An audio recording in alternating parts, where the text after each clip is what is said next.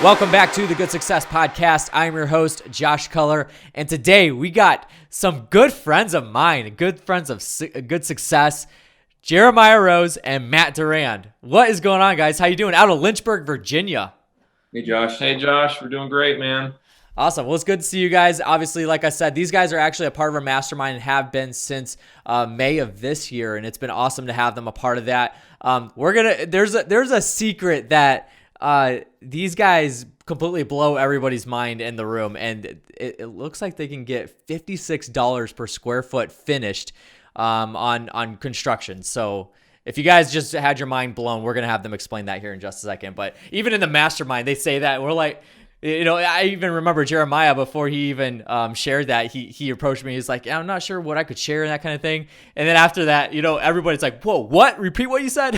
So that we're going to have them explain that here in just a few minutes, but we're excited to have them on. We appreciate you guys jumping on with us. So like I said, they're out of Lynchburg, Virginia, DVR Construction, Offer Makers, Pinnacle Properties, and Fairview Homes. And like I said, they've been Good Success Mastermind members since May of 2018. And not to mention that Jeremiah Rose is a Dallas Cowboys fan as well as myself. So we've had conversations about this, and it feels good to be in first place, right?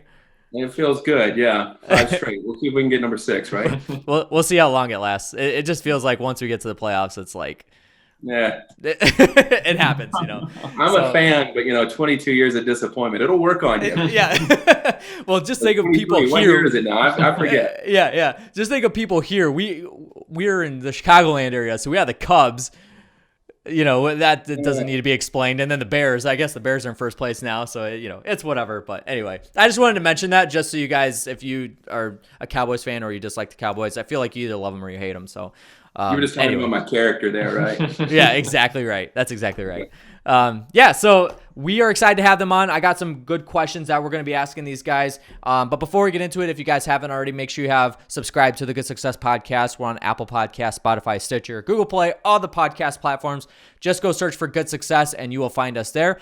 Pretty soon, we're actually going to be implementing show notes, right, Emily? So I'm super excited about this, and Emily's been working hard on this, and Kevin in the marketing department as well.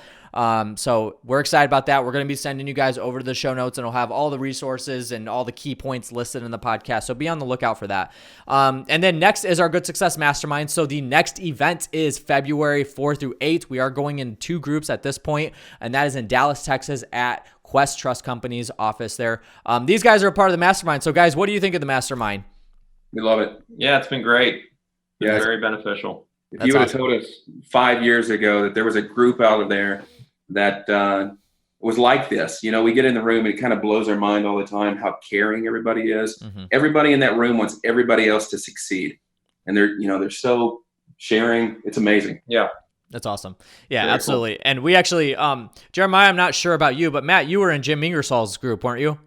Yeah, we both were actually. You both were? Okay. I thought so. Just for a brief period before Jim closed that group down, but yeah, right. We were. Right. And I think Yeah. And that's, I believe I shook both of your hands, but at the point I had no clue. Like I was in that office and, Max Keller was there, Stephen Fryer was there, and Mo Matthews, all those guys were in that group too. So, which are part of our group as well. So that's good. Awesome. So very, very thrilled that you guys enjoy the mastermind and get a lot out of it. And they also bring a lot of value as well. So the Good Success Mastermind, like I said, if you guys want to learn more about it, go to goodsuccess.com/mastermind, and you fill out the application there, and then we will jump on a phone call with you, either myself or Tom Olson, to kind of vet you. Yes, the business that you are working in, but also you as a person, your character and whatnot. So those are all things that we look for, and we stand for our core values, which is community, growth, stewardship, and charity, and that's how we let people in the room based off of those core values. So one more time, goodsuccess.com/mastermind. The next event is the first quarter of 2019, February 4 through 8, going to 2 groups in Dallas, Texas.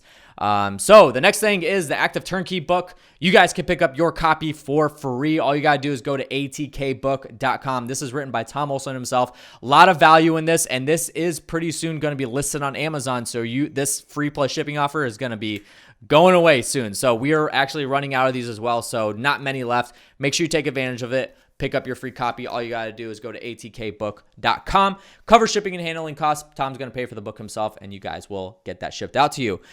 So without further ado, guys, let's go ahead and jump into the interview. I got some awesome questions for you guys. You guys are incredible human beings, so I'm excited to have you on the interview. I've been working on getting you guys on the interview, but life's been busy and that kind of thing. So finally, glad that I got you guys locked down. So do us a favor for the people that don't know who you are. Both of you introduce yourselves. Maybe take turns. I don't know how you guys work that out, but just take turns. Who you are, what you do, and how long you've been doing that. Go ahead, Matt. Well, my name is Matt Durand. I'm 37 years old, and I'm a follower of Jesus Christ, first of all. Married to an awesome wife, Kristen, and got 3 great kids. And I've lived in Lynchburg for most of my life. My folks moved to town when I was about 10 years old, so pretty much grew up here, been here for a long time. And we started investing in real estate about 10 years ago or so. And Jeremiah and I teamed up and did a project back then. And then in about 6 years ago, quit my full-time job and jumped into real estate full-time. Awesome stuff. Jeremiah? I'm Jeremiah Rose. I've lived in the area since 2001. I came here to go to Liberty University, graduated from there. Actually was married before I graduated. I graduated and had my first daughter the next day. So pretty quick transition. So we love the area to raise a family. So we just decided to stay here. Like Matt said, we probably met maybe 14 years ago or something, and kind of teamed up about 10 years ago on our first project. Built a single family home kind of going on spec. Right before 2008. Yeah. So that went horribly. So we decided to do it again. So we did it on a much larger scale and built some townhomes, and really the rest is just history. That really worked out, and the Lord's just really blessed us. So that's awesome stuff. Yeah, I actually didn't know that you went to Liberty. I have one of my best friends that actually stood at my wedding is going. He's been going to Liberty, but he lives in that Lynchburg area, and I didn't put 2 and 2 together, so that works out. That's awesome. Well, very cool. So let's get into some questions here. We're going to start off a little bit different. I sent you guys the questions ahead of time, so you know what's coming. But we're going to start with Jeremiah, and here's why. So at the Mastermind, we've talked about this before. We had Felix Raposo on last week. We had Glenn Stromberg on. That's going to be airing. So we're recording this on Thursday. It's going to be airing tomorrow. And so these guys talk about health a lot, right? So, and it's brought up a lot. We had Quincy Long that was in the room and almost had everybody in tears, talking about his health and that kind of thing. But the Mastermind, like you guys said, it's not just, it's not just about business. It can also be about spirituality or health or, family, whatever it is. And that's kind of the purpose of the Mastermind, is to help grow you, but also your business in the process. So health is a big deal. So Jeremiah, you've been on a little bit of a sabbatical lately, and in a competition with Mo Matthews. So we've actually talked about this Tom's brought it up a couple times on the podcast, and I think we're using this as a lead hook to get people to come to the February event, because the loser, whoever loses the most percentage of weight wins. But the loser of that contest has to get in front of everybody on the middle day and dance in a coconut bra and a grass skirt. You might be taking the wrong approach there. I don't know if it's a lead hook, man. People want to come see that. They don't, but they do. I mean, right here, coconut bra, grass skirt. I don't know. Well, here's the thing: is they don't want to see it theoretically, but they actually do, because it's going to be hilarious. So that's the deal. You're right. I do want to see Mo Matthews doing that. Right, exactly. So Jeremiah, I highly commend you, man. Like 25 days straight. Today is the 25th day, I believe. 25th day. Yeah, and he's been doing this and exercising and eating right and that kind of thing, keeping up with his health, and posting about your why. So your why for the day, and it's not even like. I think it's like incredible stuff. You've thought very deeply about it, even from riding a roller coaster to being able to run with your daughter to yesterday was because you have the ability to take care of yourself. So kind of talk about that a little bit. So why, in the first place, why is health so important to you? And then how did you come up with a strategy of like the reason why I'm even doing this is because I have reasons to, I have whys to. So maybe talk about that a little bit. Okay, let's see if I can get through this. Earlier this year, I got on the scale, weighed 382 pounds. And that is a lot of weight for anybody. And, I don't know why 375 or 370 or 360 didn't matter. that much. Maybe I wasn't necessarily feeling the effects of it, but for whatever reason, I looked down at the scale and it said 382. And I just kind of thought, what in the world have I done? So, I had to do a little bit of soul searching. So I'll be pretty upfront here. I am a stress eater. So I'm an emotional eater. So, when that stress comes on, it kind of like he says, I think it's in the book, The Power of Habit. So we have a cue, we have a response, and we have a reward. So my cue is stress. So when stress comes on, I turn to food. And unfortunately, it's not the right kind of food. So I would turn to food. That would be my response. And then my reward would bring that stress down. Right. So that kind of just became a vicious cycle over time. And it's gotten to me where I am now, over, 300 pounds, 382 pounds at one time this year. So I just knew I had to do something about it. So also this year, I've noticed that it's actually starting to take an effect. I always carried it well. I have a big frame. I always carried my weight well. It really didn't kind of hold me back in any areas, but it definitely has been holding me back. I've been noticing some stuff. I was kidding with Matt earlier. We have 14 steps to get up to our office. And at the beginning of the year, I was kind of huffing and puffing. After 14 steps, you should probably do something about it. And then I noticed I was starting to miss out on things. And then I started to notice my kids were missing out on things because I was missing out on things. And my wife was missing out on things. And I just thought, how in the world can I do this? How can I keep making these choices, keep living this way, and letting them miss out on stuff? So I just decided that, we kind of had to do something about it. So I kind of grasped onto anything I could. I love the competition Mo and I are doing. It was kind of around the same time that I was just like, I'm 36. I'm starting to feel the effects of this. I've had 2 slip discs this year. I've never had any health problems, but 2 slip discs, one in my lower back, one in my upper back.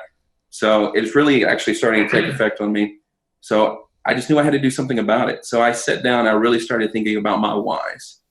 And then I just kind of came up with the idea, like, if somebody told me, you know what, all you got to do to have a great relationship with your wife and be there for your wife is go to the gym one day tomorrow. And then to do the same thing for your children, you just got to go the next day. You don't have to worry about the next day. It's a different why.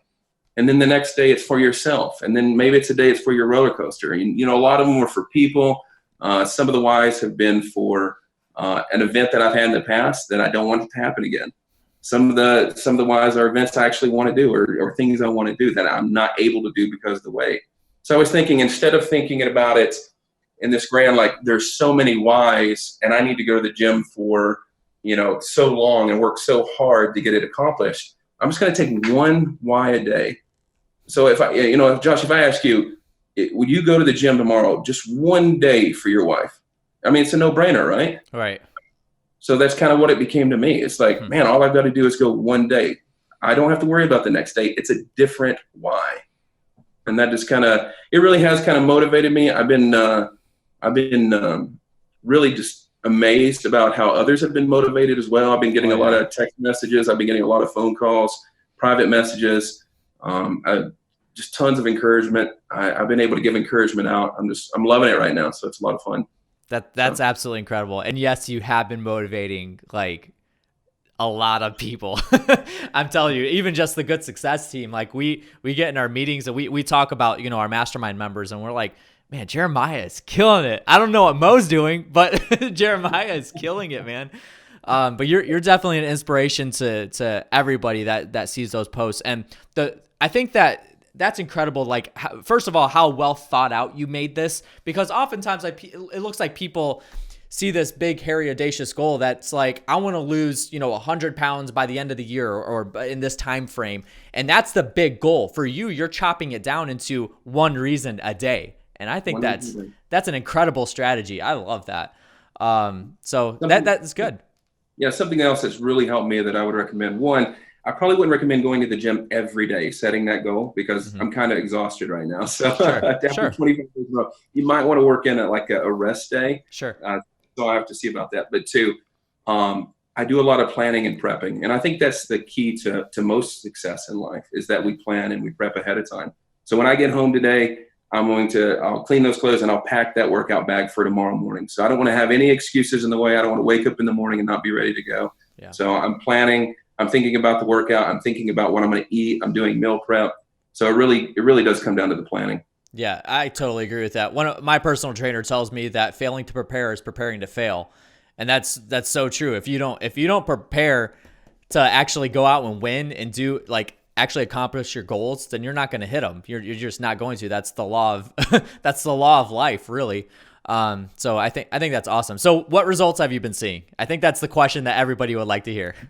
Well, I've definitely, I think one of my whys was not to waddle. Actually, I know it was one of my whys. My wife had actually came to me and she said, Jeremiah, she's just, my wife knows that I take encouragement in the brutal honesty form. Yeah. So that's the way I like it the best. And that's what I respond to the best. So she came to me and she's like, Jeremiah, you're waddling. And at first it kind of took me back and I knew exactly what she was talking about. My weight had gotten so heavy, my fat had gotten so big that it had actually taken over my muscle, and my muscle had gotten so scarce that I wasn't in control of it anymore.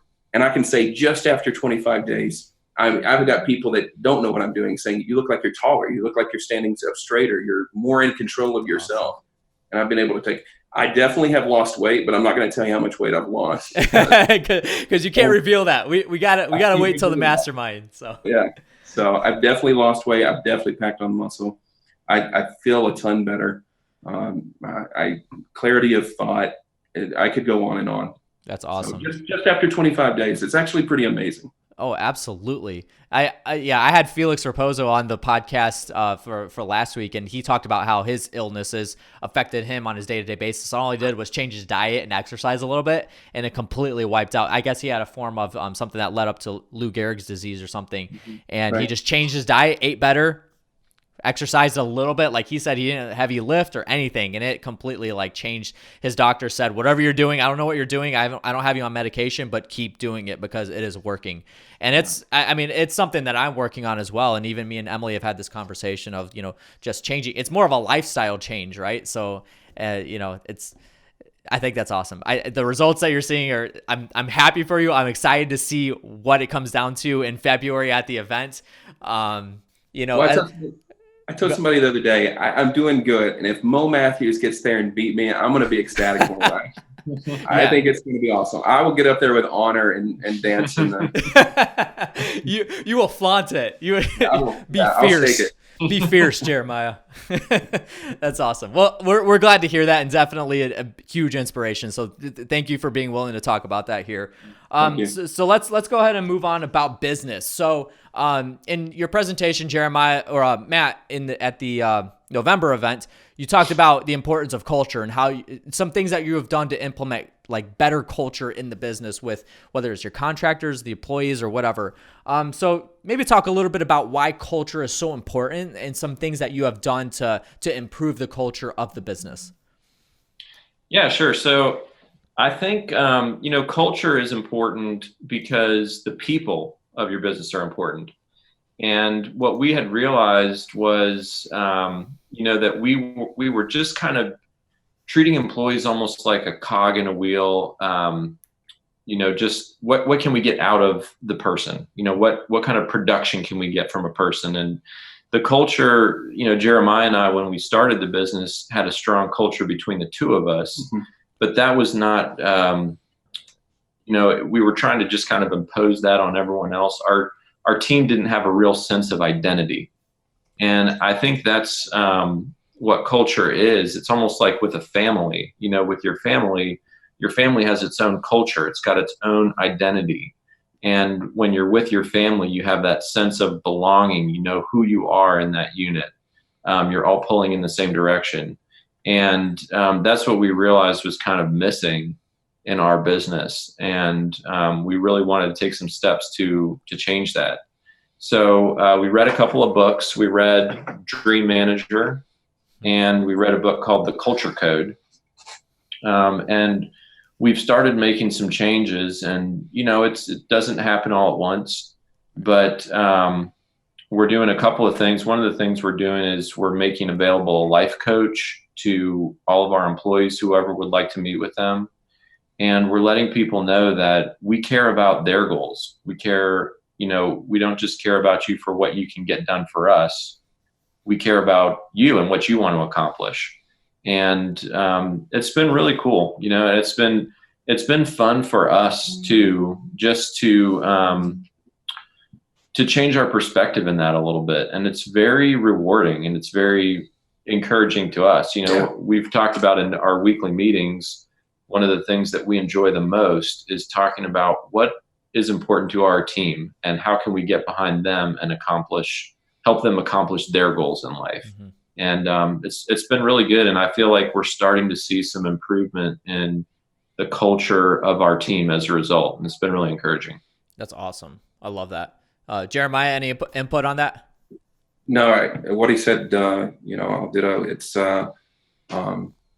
like he said, it's a lot of joy for us to sit in the meeting and think about how we're going to align their employment or their involvement in our company with their future goals or their dreams. It's kind of added kind of just not only a spark in our business, just a spark back in me and Matt, just to have so much joy to be able to pour into them and try to align everybody's interest there. Something else we've been doing is we've been stopping and getting prayer requests and praying for our employees and then just sharing with them, hey, I prayed for you today. I prayed for you over this issue or that issue. And even our subcontractors were doing the same thing and other people we run into. Mm-hmm. And it's amazing how encouraging that has been to other people and also encouraging it's been to us. So absolutely. Yeah, that's fantastic. I think, go ahead. No, I'm sorry. We're just getting started with it. We got a lot of growing to do within our culture, but just the effects it's had on our business so far have just been wonderful. Sure. Absolutely. And you guys know your core values, don't you? Yes, we do. Give it. So integrity is our number one core value. Sagacity, which is kind of another term for, it's kind of a combination of wisdom and being shrewd. Shrewd didn't sound like a very good core value. So we use the word sagacity. We kind of combined two into the word grit. We had hustle and resilience, but we kind of combined those into the word grit. And humility and generosity are others. So, yep, those are our core values. Perfect. I remember the first time that you guys presented at our mastermind, somebody asked you if you knew what your core values are, and Matt stood up there just like a champ, just like listed all of them, and they were like, "Whoa, okay." Yeah. So it was one of the greatest moments of my whole profession. You were proud of that, didn't you?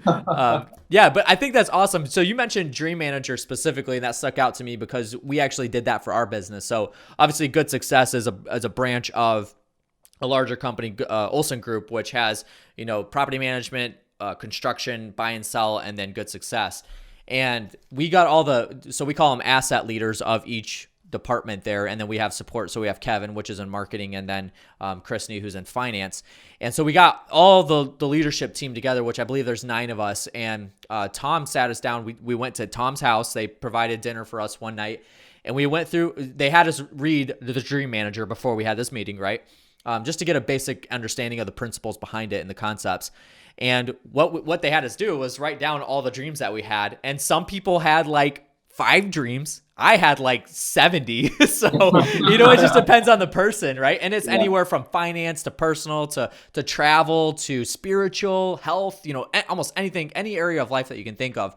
And when it came around to me, one thing that I had on my list was to learn Gabby's dreams, because I have such big dreams and I have, things that I want to accomplish in life, but I've never once in the 7 years that I've known, my wife now, never once asked her what her dreams are. And I'm sure she's mentioned them.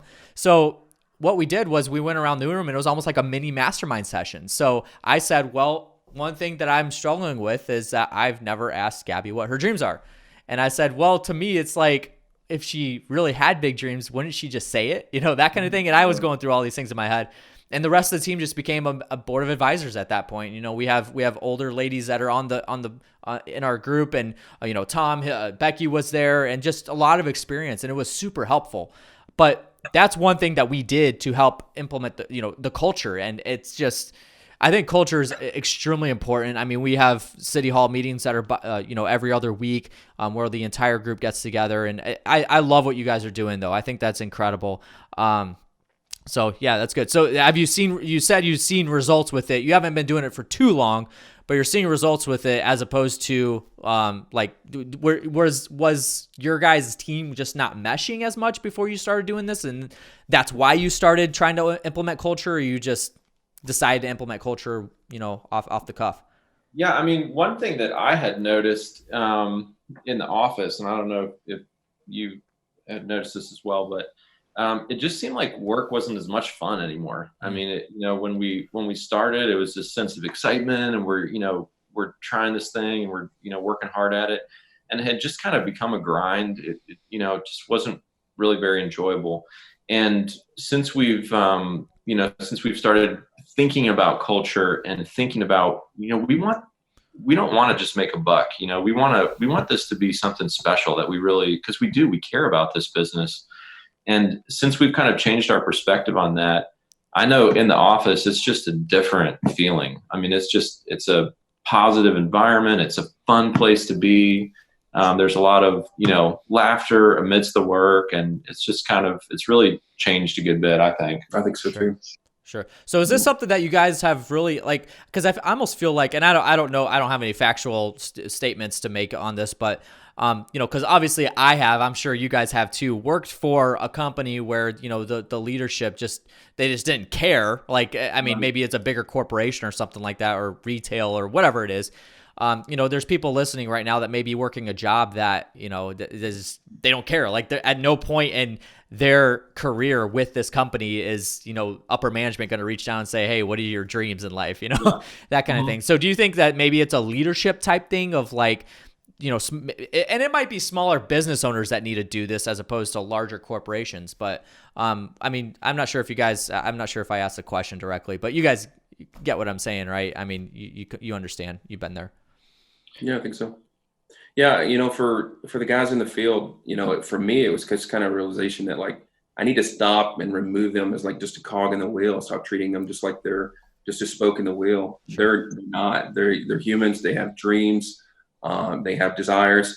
Something that says in the Dream Manager book is a lot of people have been put in a position where they've stopped dreaming and just thinking about how to get out there and get them dreaming again. Right. Just excited us. And, we've introduced it to everybody in the company.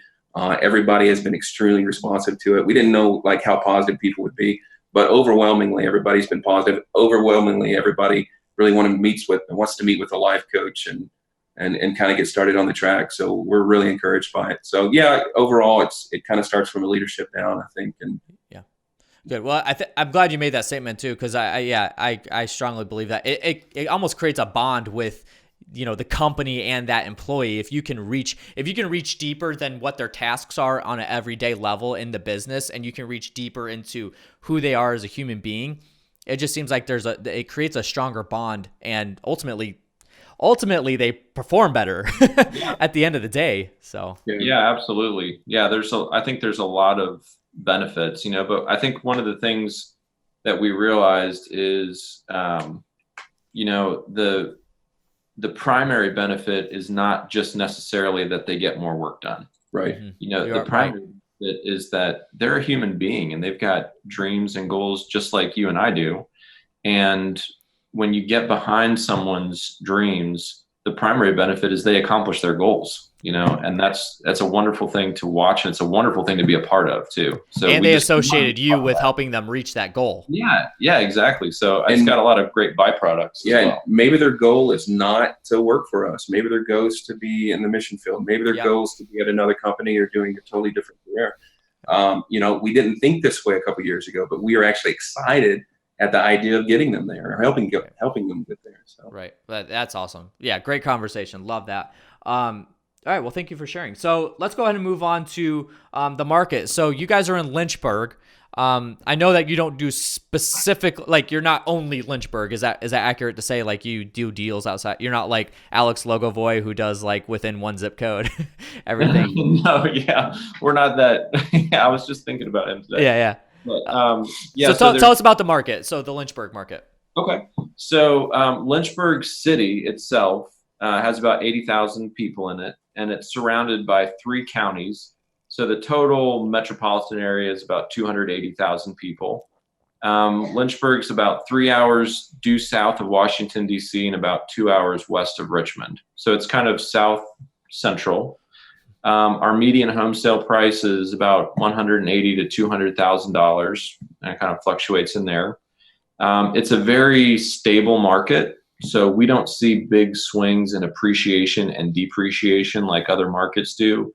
It just kind of bumps along at 2 to 3% appreciation year over year on average. It has some years are a little better than others. So it's a good market for long-term stable investing. It's we've got kind of we might talk about this later, but long-term buy and hold is our primary focus. Sure. And it's a good market for that because it's just very stable. You might not get rich in a year, but you're also not going to lose your shirt either. Interesting. So then what works well for you guys? Like I believe you both, so in the business you do all the above. So wholesaling, fix and flip, and buy and holds. So like what do you guys enjoy doing more? What's a better return on your investment when it comes down to that? I'd say buy and hold by far. Yeah. Buy and hold or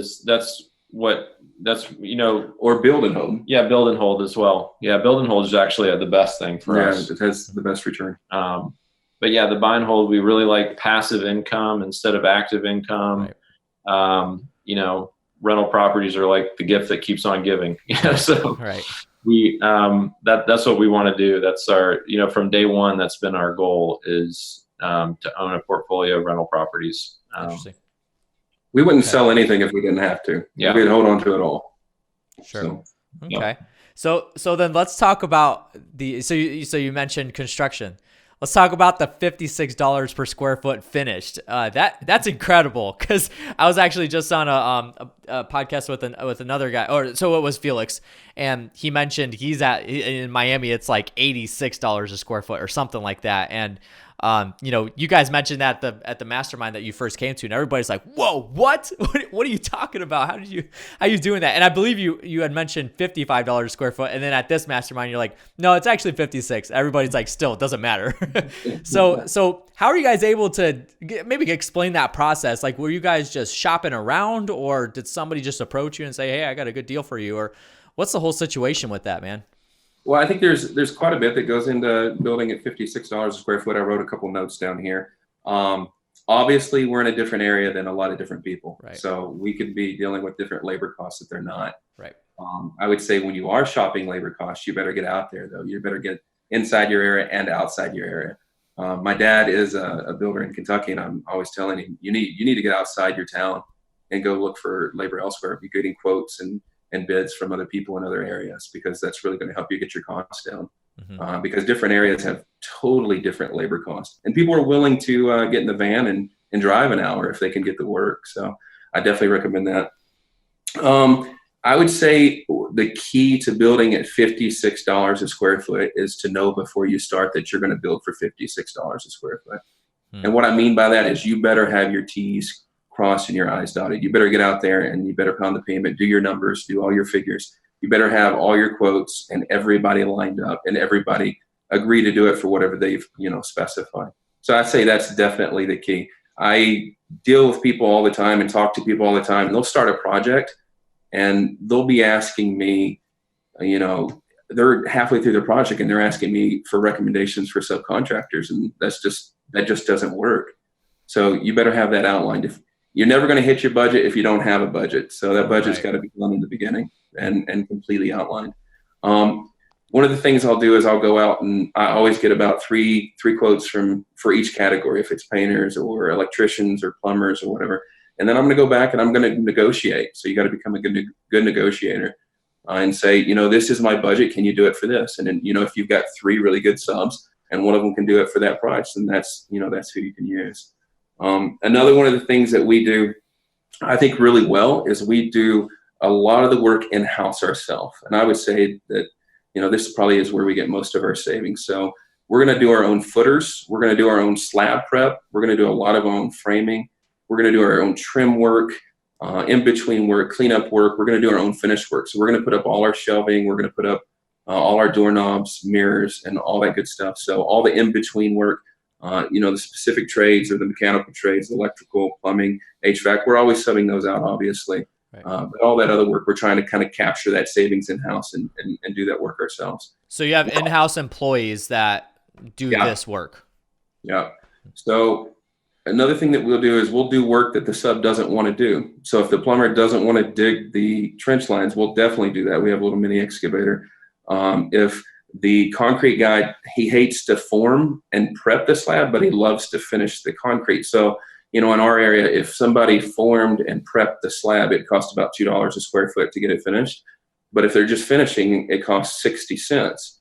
So $1.40, I can definitely get that prep slab or the slab prep for way less than that. So we save a ton of cost there, kind of doing the work in house. Okay, so have you guys? I'm sorry, I mean, this is intriguing. So, because a lot of people don't do this, they don't have in-house basically contractors that are in-house working for them as employees. So, besides the cost, is there any other I guess things that come up with maybe it's issues or pros or cons to having in-house contractors like that? Well, anybody in business knows there's some cons to having some employees. Right. Obviously, like we spoke about earlier, it's impossible to separate the personal side and the business side. So everybody, does tend to kind of bring, their personal side in. Yeah. You're dealing with that a lot of times. I don't know, Matt, you? Yeah, I mean, there certainly is.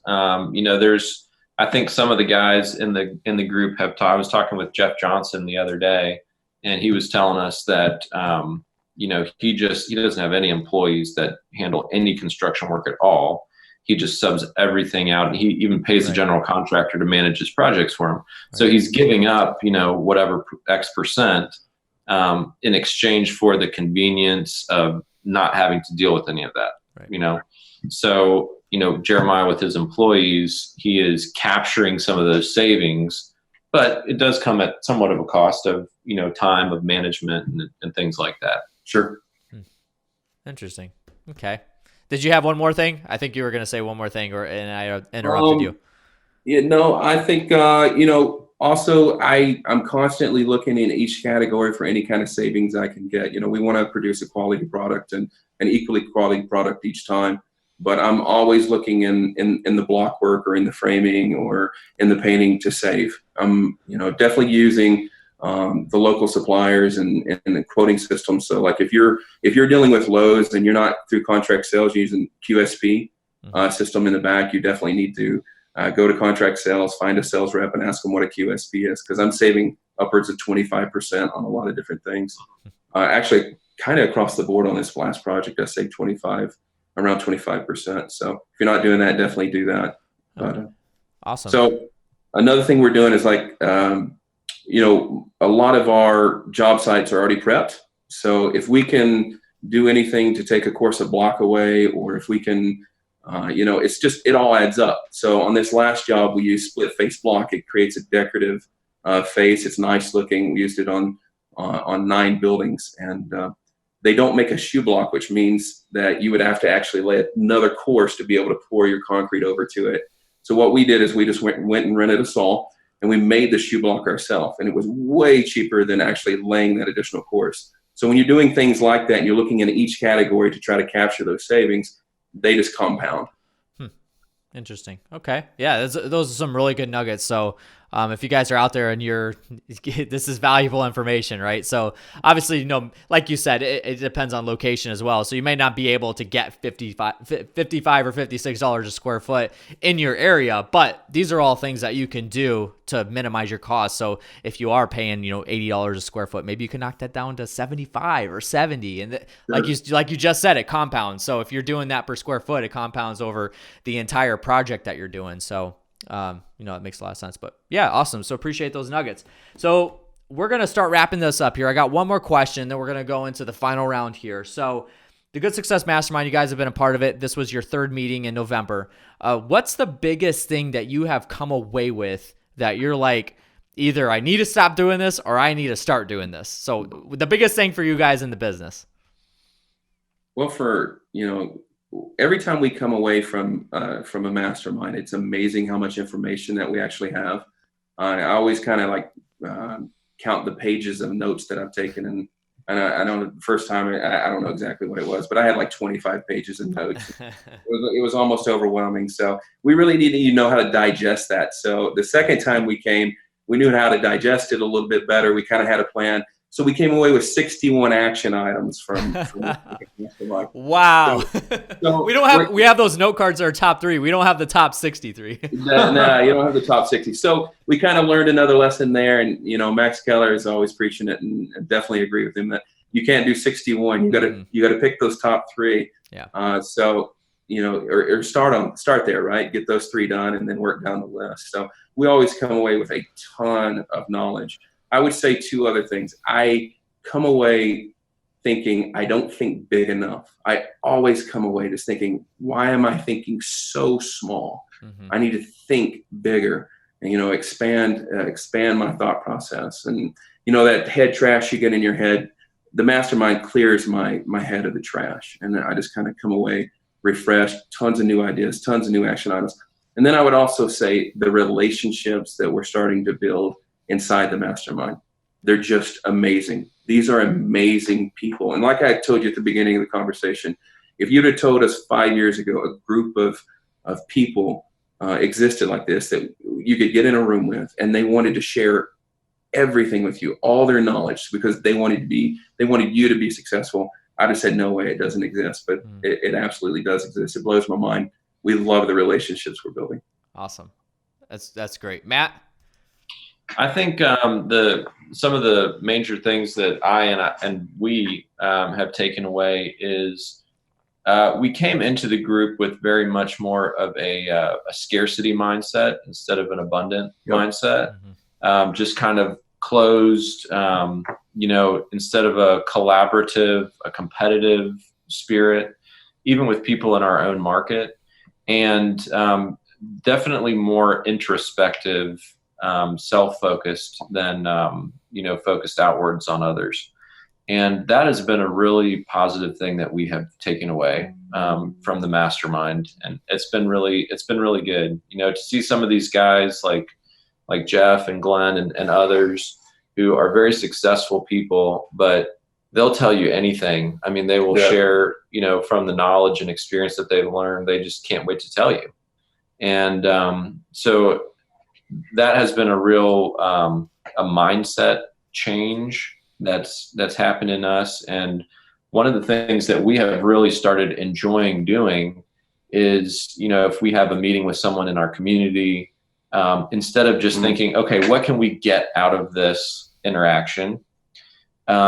We've started thinking, what value can we add to this person that's sitting across the table from us? Yeah. And we've started asking people, at the end, at some point during our interaction, is there a way that we can add value to your business? And it's been a great change of mindset, I think, for both of us. And, it not only does it feel good, to do that, but I think it just creates a positive, upward momentum from your business. When people know that you genuinely, it's not an angle, you genuinely care about them, their life, and their business, that does nothing but just create positive momentum. And so that's been a really positive thing that we've taken away. Awesome. I love that. I like you mentioned the competitive nature in there, and then the scarcity mindset. I mean, you heard John Wiley talk about it at the previous mastermind. That was incredible talk that he had.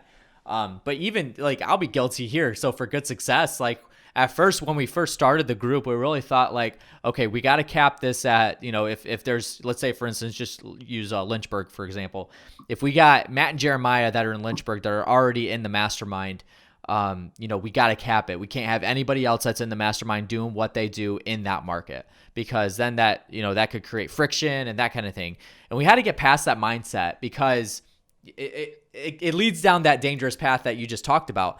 So we decided, hey, if somebody else comes in that market, then we're gonna allow it. Like we just have to, because that's the culture we want to create. It goes back to culture, right? Not just in your business, like internally, but externally as well. For our mastermind, we feel like it could be beneficial to have two people doing the same thing in the same market in the room together. And we've had that a couple times and it works well. Like, it's just the type of people that they are, like you mentioned in the group, like guys like Jeff Johnson. I mean, we brought in somebody that's in the Charlotte market as well and doing almost exactly what he's doing. And they're okay with it because they learn from each other, so there's plenty where it's the scarcity versus the abundance, right? There's an abundance out there, right? So there's plenty for everybody, regardless of, what people think. So I think that's awesome. Love that you mentioned that. So, okay, awesome. So we're going to have to wrap this up here. I'm looking at my watch here and this is perfect timing. So we got 2 final questions here. The final round. These are questions that we ask every single interviewee that we get on the podcast here. Always excited to hear what people have to share. So, good success for us. You guys have known us for a little while. You guys mentioned you've known Tom since you were in Jim Ingersoll's group and everything. So for us, good success means a lot. And we've explained, you guys have heard our talk and the message that we try to carry and all that. And so it means a lot to us internally. But for external, we always like to ask the question. So for you guys, when it comes to good success, the actual term, maybe not the specific group of like people, but the term good success, what does that mean to you? What's the first thing that comes to mind? Well, when I think about good success, I think about being a good steward of what God has given us. And, he's definitely given Matt and myself the entrepreneurial spirit. So inside business, it's just doing that well and doing it for God's glory. When I think about, good success in my personal life, I think about being relational to my family and relational to the people around me. And it's not just about being present. It's about knowing those people, knowing my children. I became a student of my children. I started studying them to try to figure out where they were at and where their heart is so that I could be relational to them. Same thing with my wife and other relationships and even the people that I just come in contact with. So I think good success in relationship is being relational. But I also think the number one thing that I can do to have good success is constantly point the people that I love back to Jesus Christ. Mm-hmm. If I do that and I die tomorrow, I'm okay. I've had great success. That's awesome. Love that. Be a student. I wrote that down. Be a student to people that's in your life. That is awesome. Nugget. All right, Matt.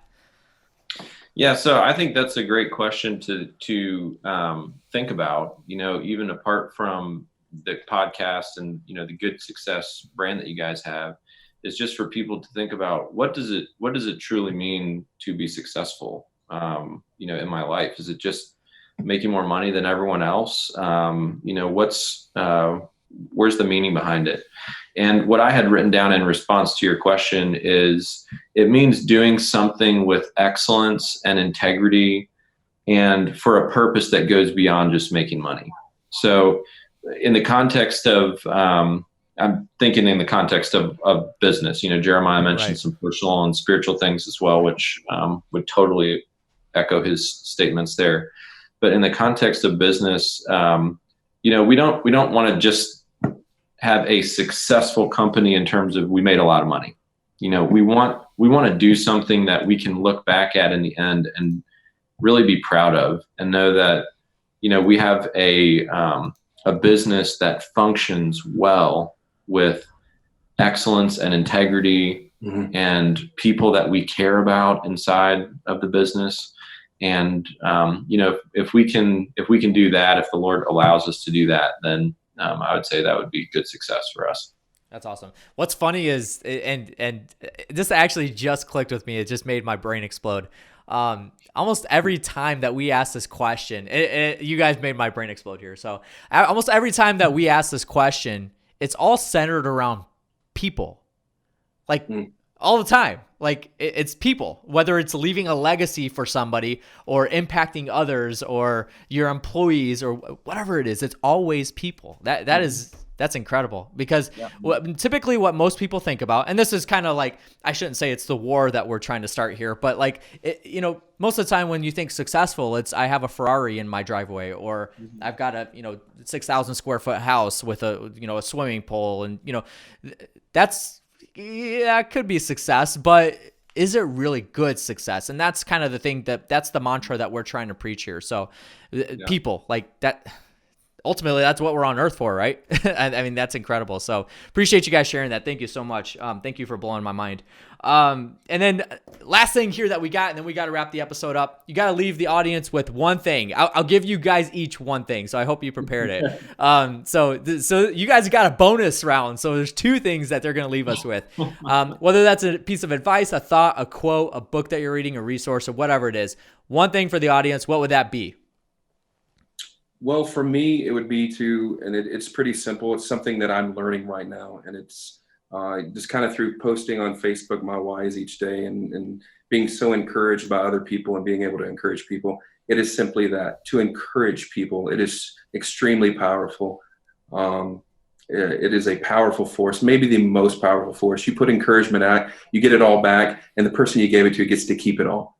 It's just amazing. And then they give encouragement out. So just encourage other people, and then also learn how to, and this is what I'm battling with right now, learn how to receive encouragement. Sometimes it's hard to do that. You got to kind of learn how to receive encouragement before you can really be good at giving encouragement. So. That's awesome. I love that. All right, Matt. Yeah, so we had come up with our answers to your questions separately, but for this last one, we kind of ended up with the same thing. And I would say the one thing to leave everyone listening with is just stop what you're doing right now.